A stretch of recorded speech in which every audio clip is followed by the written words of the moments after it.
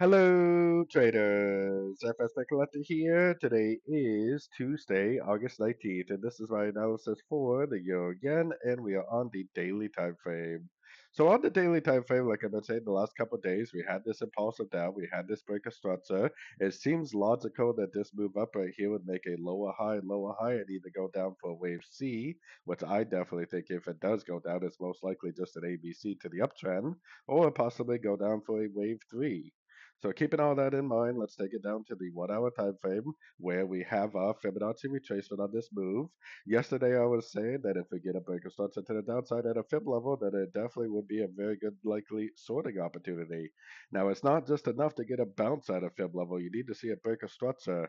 So far, there's no break of structure. I mean, yeah, it went down, didn't break structure. Right here, it went down, didn't break structure.